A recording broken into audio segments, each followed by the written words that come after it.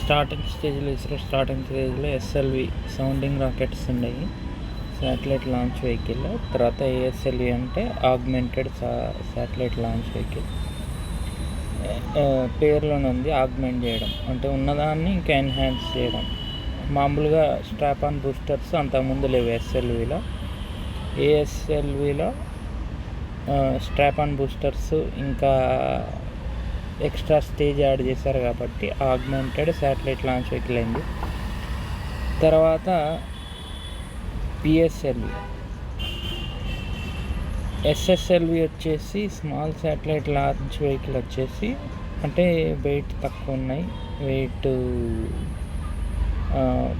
ఇప్పుడు PSLV GSLV ఏమో heavy weight అంటే ఇప్పుడు పిఎస్ఎల్వి వచ్చేసి బిలో 1800 kgs ఉన్నాయి. పిఎస్ఎల్వి తీసుకెళ్తుంది. PSLV is the most reliable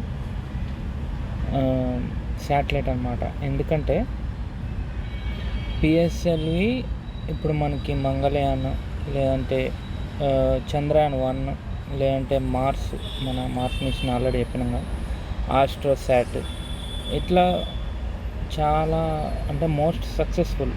అంటే ఒకటి రెండు ఫెయిల్ అయితే తప్ప మిగతా ఎక్కువ మనకి పిఎస్ఎల్విలో ఉంది.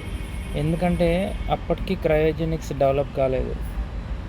క్రయోజెనిక్స్ టైంలో ఏమవుతుందంటే, మనకి నంబినారాయణ ఎపిసోడ్ తెలుసు కదా, నంబినారాయణ ఎపిసోడ్ తర్వాత క్రయోజెనిక్ స్టేజ్ అనేది కొంచెం లేట్ అయిపోతుంది. సో పిఎస్ఎల్విని ఎక్కువ రిలై అవుతారు, ఫుల్ స్టేజ్ డెవలప్మెంట్ రాదు. జిఎస్ఎల్వి దానికి 4000 kg కెపాసిటీ ఉన్నా కానీ అది ఇంకా దాన్ని ఆపరేషన్లోకి రాదన్నట్టు. సో పిఎస్ఎల్వి 4 స్టేజెస్: సాలిడ్ లిక్విడ్లో వచ్చేసి మనకి ఆక్సిజన్ హైడ్రోజన్ వాడతాం. నెక్స్ట్ జిఎస్ఎల్వి వచ్చేసి ఇప్పుడు LVM3 ఏమో మార్క్ 3, జిఎస్ఎల్వి మార్క్ 3ని LVM3 అని కూడా అంటారు. జిఎస్ఎల్వి మనకి తెలుసు 3 స్టేజెస్: సాలిడ్, లిక్విడ్,